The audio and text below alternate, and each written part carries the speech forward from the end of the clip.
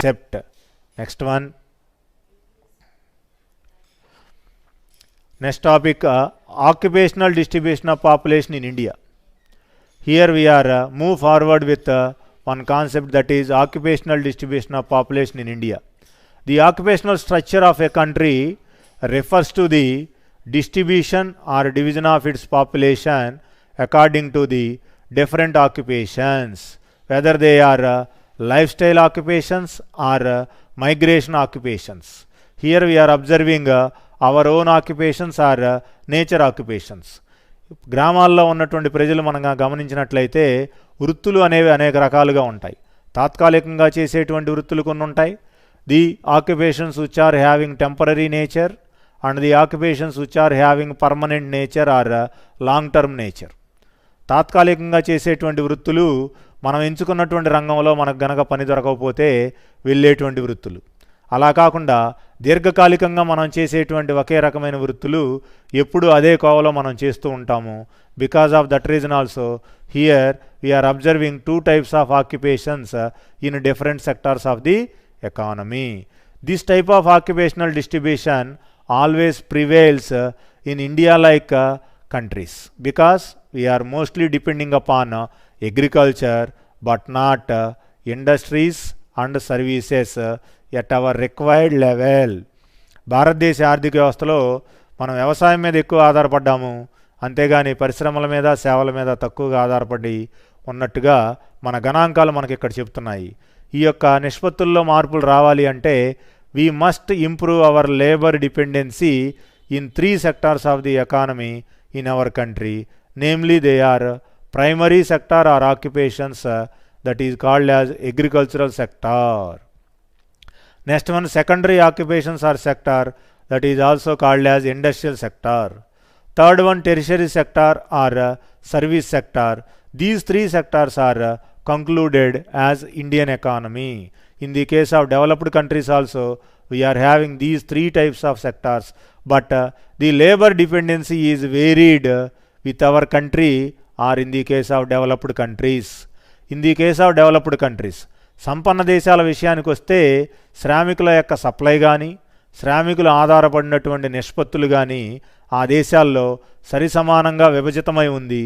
కానీ భారతదేశం లాంటి అభివృద్ధి చెందుతున్న దేశాల్లో ఈ శ్రామికుల యొక్క ఆధారపడినటువంటి నిష్పత్తి వ్యవసాయ రంగంలో ఎక్కువగా కనబడుతుంది, కానీ పారిశ్రామిక మరియు సేవల రంగంలో మాత్రము చాలా తక్కువ మోతాదులో ఉందని మనకి గణాంకాలు చెబుతూ ఉన్నాయి.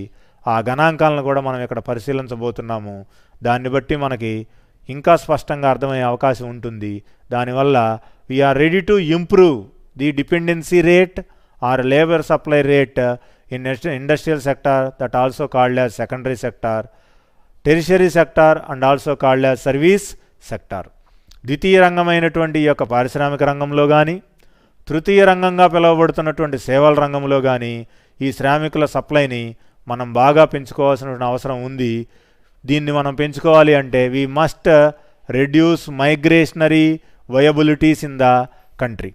ఈ యొక్క దాన్ని మనం సరి చేసుకోవాలి అంటే గ్రామాల నుంచి పట్టణాలకు వలసపోతున్నటువంటి ప్రజల యొక్క విధి విధానాలను మనం మార్చాల్సినటువంటి అవసరం ఎంతైనా ఉంది. వలసపోయే ప్రజలను కుటుంబాలను మనం నిలుపుదల చేయగలగాలి. ఎక్కడే సరైనటువంటి అవకాశాలు కల్పించినట్లయితే ప్రజలు ఎక్కువగా వలసపోవడానికి ఇష్టపడరు. తత్ఫలితంగా ఈ యొక్క డిపెండెన్సీని మనం పెంచేటువంటి అవకాశం ఉంటుంది. The government also taking so many measures for the purpose of these migration reduction with a view to development of agriculture, industries, service sector as a whole for the purpose of realization of our goal, that is economic development of the country in all respects or disciplines. Next one, here we are observing one quotation according to Hans Singer. Hans Singer as an economist simply described our economy as 85 dependent of agricultural dependency country as 15% dependency country. Here we are ready to transforming our economic nature of our country 85 to 15%. In our country, the agricultural labor 85% only depending on agriculture, but not in any other sectors of the economy. This 85% rate should be reduced to 15%. This should be equally distributed among the three sectors: agriculture, industries and service sectors in a common measure. Hans Singer యొక్క పరిణతిని బట్టి మనం చూసినట్లయితే భారతదేశంలో వ్యవసాయ రంగంలో మాత్రమే 85% మంది ఈ యొక్క శ్రామికులు పనిచేస్తూ ఉన్నారు. కానీ ఈ 85% యొక్క శ్రామికుల యొక్క సంఖ్యను మనం ఏం చేయాలి? 15% తగ్గించాలి. ఈ 15% వ్యవసాయ రంగం మీద ఆధారపడి మిగిలినటువంటి 85% పారిశ్రామిక రంగానికి, సేవల రంగానికి వెళ్ళవలసినటువంటి అవసరం ఉందని హ్యాన్స్ సింగర్ అనేటువంటి ఆర్థికవేత్త తన యొక్క పరిశోధనలో చెప్పడం అనేది జరిగింది. But with this quotation we are ready to understand one clear cut fact related to our agricultural sector. ఈ యొక్క హ్యాన్స్ సింగర్ యొక్క పరిశోధన బట్టి మనం అర్థం చేసుకోవాలి ఒక విషయాన్ని. 85%గా ఉన్నటువంటి వ్యవసాయక రంగాన్ని 15% తగ్గించాలి. మిగిలినటువంటి ఆ యొక్క రెండు రంగాలు, పారిశ్రామిక రంగము, సేవల రంగాన్ని ఇంకా మనం పెంచుకోవాల్సిన అవసరం ఉంది.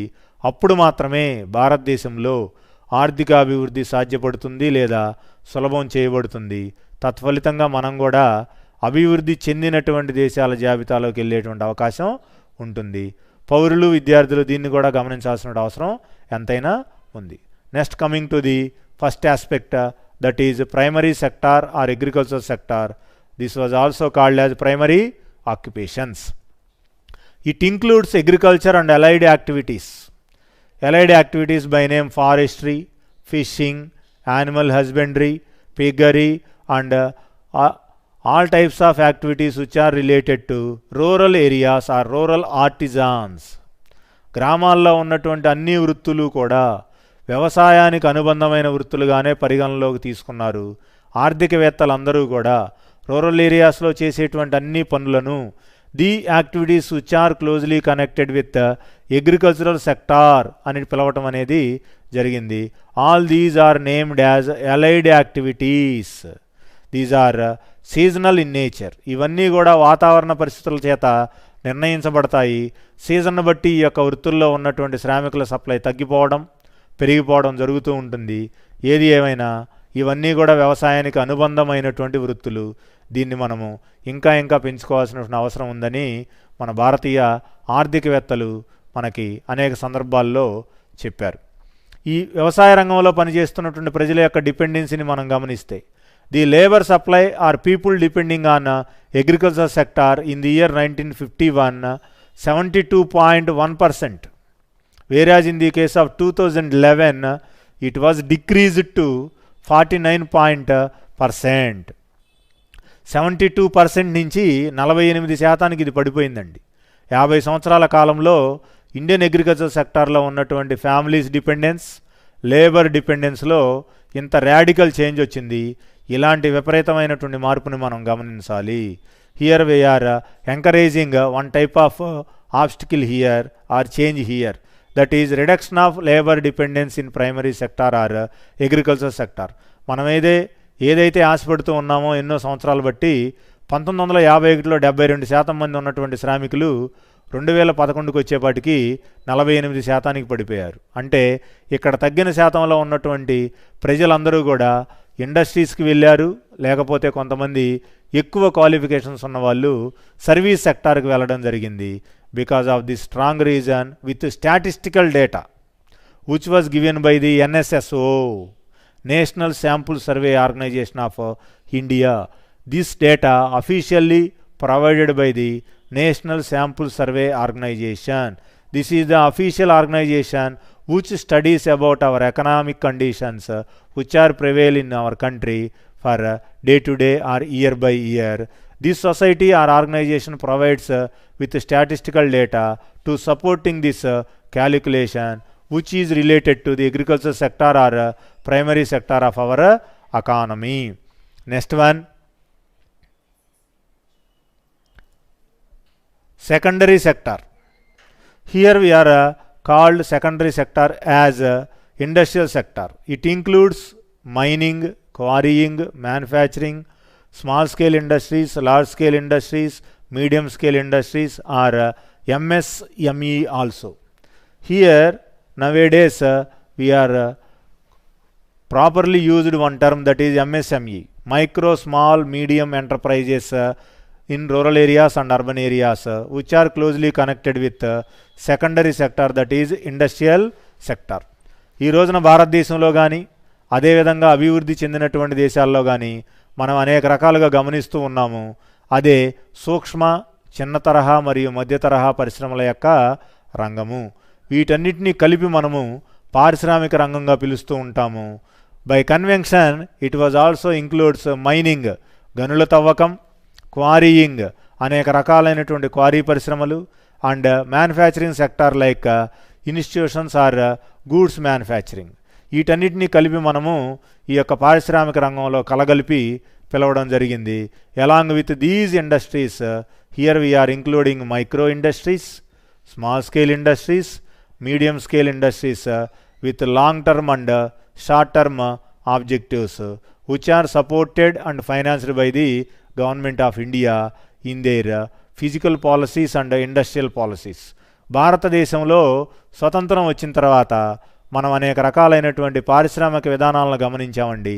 1948, 1956, 72 and 91 also. In these years, we are self-financing as various development of industries for the purpose of realization of industrial development with a view to improve our job opportunities to our country people, whether they are living in urban areas or rural areas. స్వతంత్రం వచ్చిన తర్వాత 1948లో, 56వ సంవత్సరంలో, 72వ సంవత్సరంలో, ఈ మధ్యకాలంలో 1991లో కూడా పారిశ్రామిక అభివృద్ధికి భారత ప్రభుత్వం అనేక రకాల తీర్మానాలను చేసింది. ఈ తీర్మానాల్లో ఇందాక మనం చెప్పుకున్నటువంటి micro, small, medium and large scale ఇండస్ట్రీస్ని, అదేవిధంగా అనేక రకాలైనటువంటి సాంప్రదాయక వృత్తులైనటువంటి వాటిని కూడా మనం పెంచుకోవడానికి ఇక్కడ అనేక రకాలుగా విత్తాన్ని మనం చూసాము. ఈ వేల కోట్ల రూపాయలు మొత్తం కూడా భారత ప్రభుత్వం చాలా బడ్జెట్లో కేటాయించింది. దీన్ని ప్రతి 10 సంవత్సరాలకు, ప్రతి 5 సంవత్సరాలకు ఒకసారి రివైజ్ చేయడం జరుగుతుంది. అనేక వేల కోట్ల రూపాయలు భారత ప్రభుత్వం దీని మీద ఖర్చు పెట్టి ఈ విధంగా పారిశ్రామిక రంగాభివృద్ధికి వాళ్ళు కృషి చేయడం అనేది జరుగుతుంది. The people who are depending on secondary sector and industry sector has increased from 10.7% in 1951 to 24.3% in 2011. It is an historical update for our labor changing dependency. ఇది ఒక చారిత్రాత్మకమైనటువంటి మార్పుగా మనం చెప్పొచ్చు. పాతకాలంలో వ్యవసాయ రంగంలోనే ఉన్నటువంటి మన భారతీయుల్లో ఎక్కువ మంది 2011కు వచ్చేపాటికి 10% నుంచి 24%కి పారిశ్రామిక రంగంలోకి మారిపోవడం అనేది జరిగింది. ఇక్కడ మనం గమనించినట్లయితే సుమారుగా 14% మంది శ్రామికులు లేకపోతే ప్రజలు వ్యవసాయ రంగాన్ని వదిలివేసి పారిశ్రామిక రంగాల వైపుకి, నగరాలు లేకపోతే పట్టణాల వైపుకి ప్రయాణం చేశారు. తత్ఫలితంగా వాళ్ళ యొక్క వేజెస్, రోజువారీ వేతనాలను పెంచుకోగలిగారు. వాళ్ళ యొక్క లివింగ్ స్టాండర్డ్స్లో కూడా, జీవన ప్రమాణ స్థాయిలో కూడా అనేక రకాలైనటువంటి మార్పులను తెచ్చుకున్నారు. వారి తర్వాత వచ్చేటువంటి భావితరాలైనటువంటి వాళ్ళ వారసులైనటువంటి పిల్లల్ని సరైనటువంటి క్వాలిటీ ఎడ్యుకేషను ఇప్పించే విధంగా వాళ్ళు చర్యలు తీసుకోవడం అనేది జరిగింది. All these are emerged or possible because of their wage improvement but not agricultural dependency. ఇక్కడ ఉన్నటువంటి 3 వండర్స్ను మనం గమనిస్తే ఈ 3 రకాలైనటువంటి పరిణామాలు లేకపోతే అద్భుతాలు ఒక రకమైన మంచి నిర్ణయం వల్ల మాత్రమే జరిగింది. ఏమిటా మంచి నిర్ణయం? వాళ్ళు గ్రామాలు వదిలేసి పట్టణాలకు వచ్చారు. అలాగే పారిశ్రామిక రంగాన్ని వాళ్ళ యొక్క వృత్తిగా ఎంచుకున్నారు. తత్ఫలితంగా వాళ్ళ వేతనాలు 3-4 రెట్లు పెరిగినాయి. వేతనాలు పెరగడంతో పాటు వాళ్ళ యొక్క జీవనోపాధి విషయాలు, లైఫ్ స్టైల్, జీవన విధానం మారింది. వాళ్ళ పిల్లలకి సమర్థవంతమైనటువంటి, నాణ్యమైనటువంటి, ప్రమాణాలతో కూడినటువంటి విద్యను పట్టణాల్లో ఉంటూ వాళ్ళు అందించుకోగలుగుతున్నారు. ఈ రకమైన మార్పులు ఒకే చిన్న మార్పు వల్ల మనకు జరిగినాయి.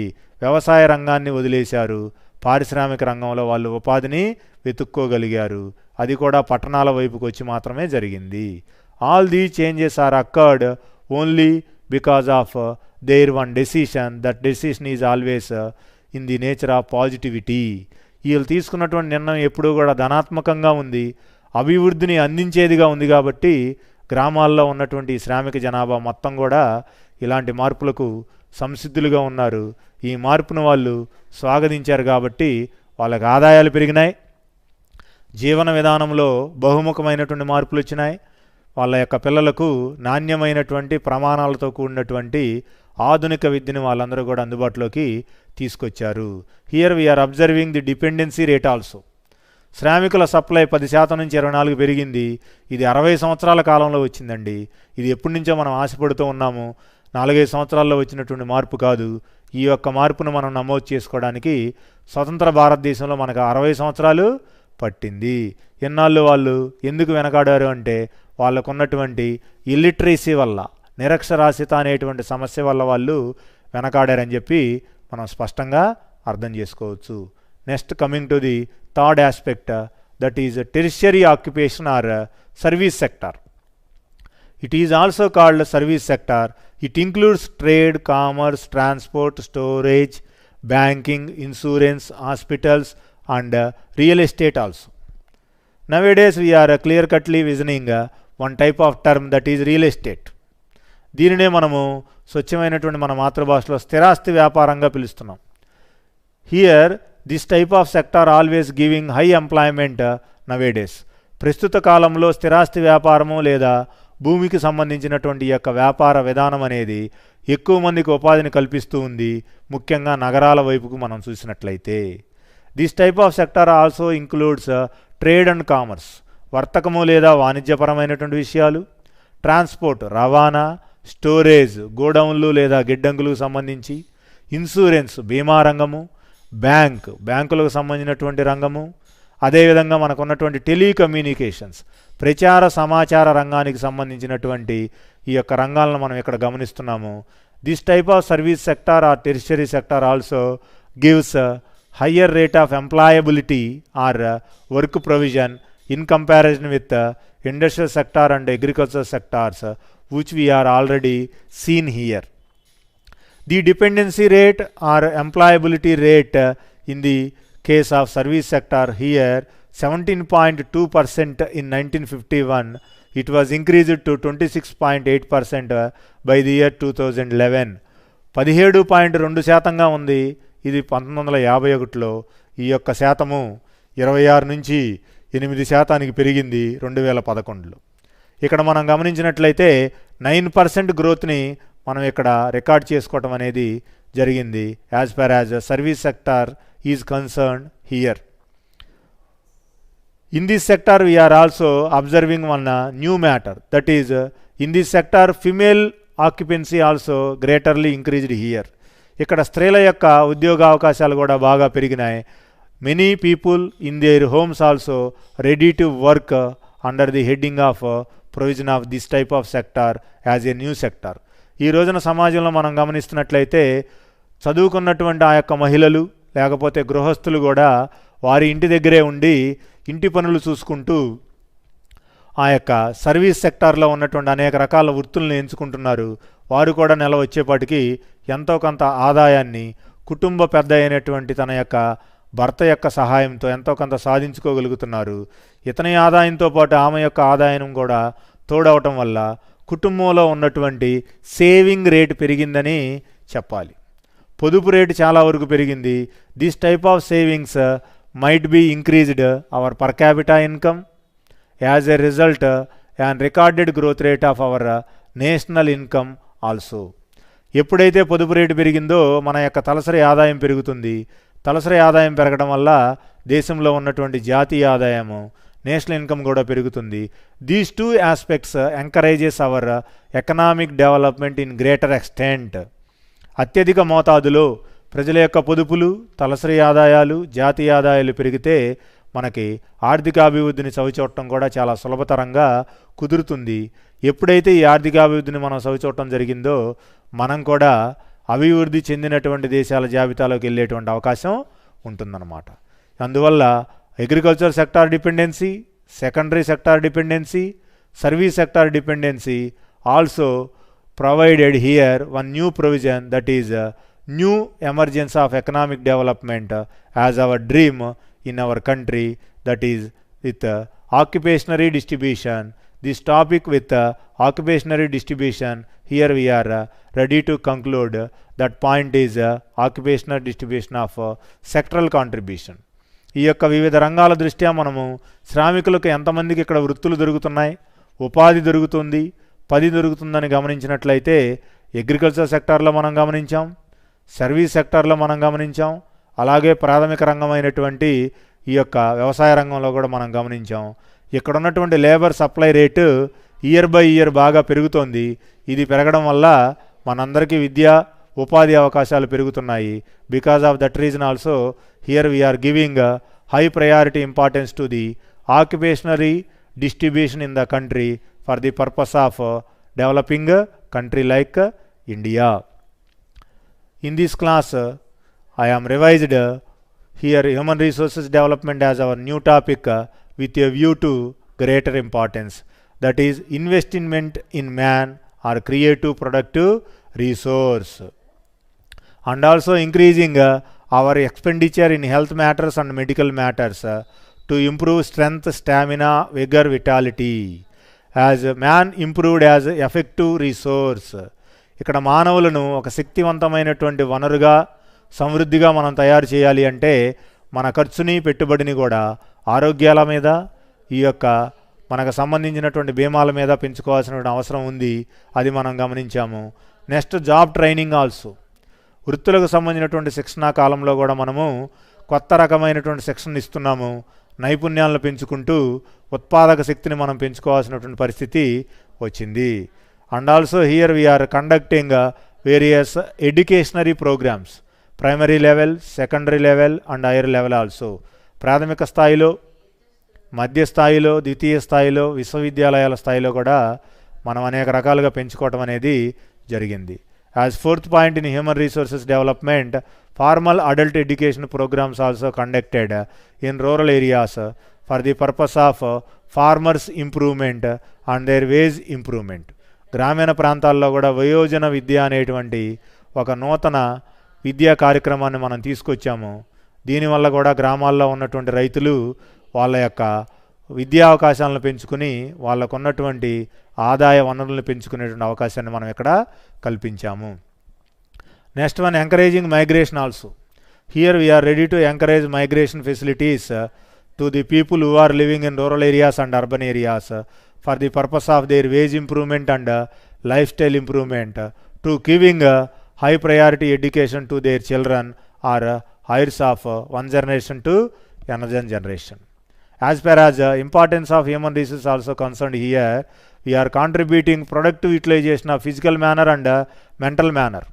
భౌతికంగా కానీ మానసికంగా కానీ ఉత్పాదకపరమైనటువంటి ఉపయోగాలను పెంచుకోవడానికి ఇక్కడ మానవ వనరులకు అధిక ప్రాధాన్యతనిచ్చినట్టుగా మనం చూసాము. It results overall increase in the productive efficiency of the economy. Economy as a whole increased the productive capacities. ఉత్పాదకపరమైనటువంటి విషయాల్లో, ఉత్పత్తిలో, ఆర్థిక వ్యవస్థ మొత్తానికి మనకి అనేక రంగాలుగా సంబంధించినటువంటి సమర్థతను మనం పెంచుకున్నాము. తత్ఫలితంగా కూడా మానవ వనరులు అభివృద్ధిలోకి వచ్చినట్టుగా చెప్పడం జరిగింది. Next, it increases countries image in international level. ఒక దేశం యొక్క స్థాయిని మనం అంతర్జాతీయ దశలో పెట్టేటువంటి అవకాశం ఉంది. మన యొక్క ప్రతిభా పాఠవాలు ప్రపంచంలో ఉన్నటువంటి అభివృద్ధి చెందినటువంటి దేశాలకు కూడా మనం ఇచ్చే అవకాశం ఇక్కడ ఉన్నట్టుగా మానవ వనరుల అభివృద్ధి మనల్ని ప్రయాణం చేసింది. ఆ మంచి అవకాశం మన దేశంలో కూడా చాలామంది యువతకు ఈ రోజున అందుబాటులో ఉంది. Next one, scientific abilities and technical capabilities. శాస్త్రీయపరమైనటువంటి దృక్పథాలు, అదేవిధంగా సాంకేతికపరమైనటువంటి సమర్థతలను మనం ఇక్కడ గమనించాము. ఈ రెండింటినీ మనము థియరీ పరంగా నేర్చుకునే విషయంలో కానీ, ఆచరించేటువంటి విషయంలో కానీ మనం పెంచుకున్నట్లయితే మన జాబ్లో మనకి పదోన్నతులు, ప్రమోషన్స్ వచ్చే అవకాశం ఉంటుంది. తత్ఫలితంగా మన యొక్క ఇన్కమ్ కూడా కుములేటివ్గా పెరిగేటువంటి అవకాశం ఉంటుంది. అందువల్ల every individual in the society must improve their scientific and technical knowledge with practical knowledge with the improvement of their incomes as a whole. It also reduces poverty, unemployment like problems which are arises in developing countries like Indian economy. అభివృద్ధి చెందుతూ ఉన్నటువంటి భారతదేశ ఆర్థిక వ్యవస్థలోనే కాకుండా ఇతర దేశాల్లో కూడా మనం అనేక రకాల అభివృద్ధి అవరోధకమైనటువంటి సంస్థలను చూస్తూ ఉంటాం.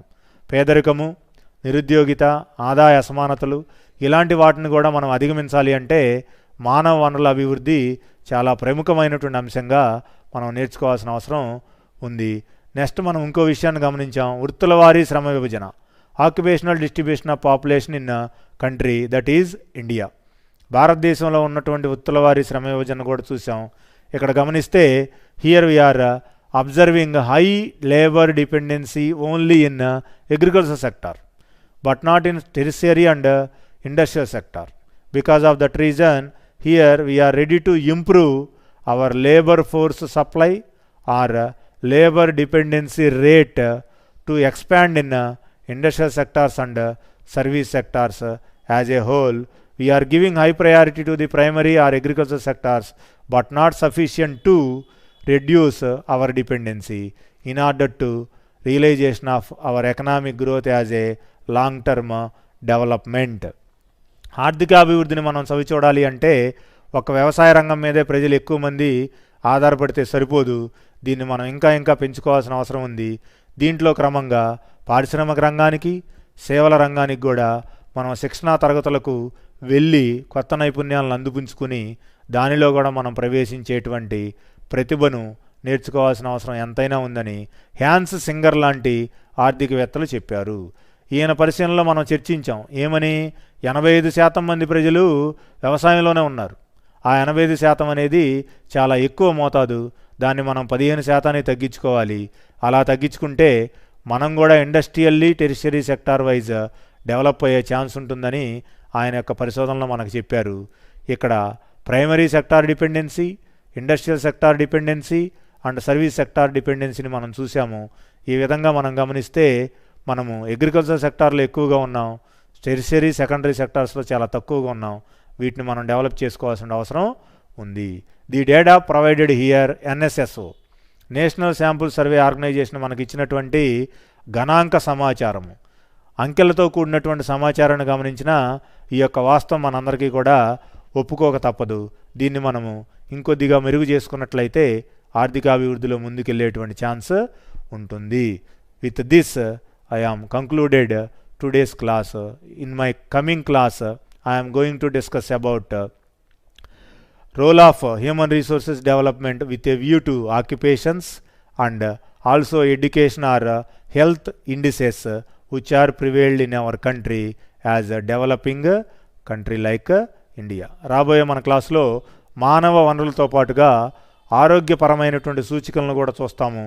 అదేవిధంగా ఆరోగ్య మరియు విద్యా రంగాల్లో మనం ఎలా ఉన్నామో ఆ రెండు విషయాలను కూడా మనం చూసినట్లయితే మనకు సంబంధించినటువంటి మానవ వనరుల అభివృద్ధి అనేటువంటి అంశాన్ని మనం పూర్తి చేసుకున్నట్లుగా అవుతుంది. అది మనకు సంబంధించినటువంటి అంశం. Thank you.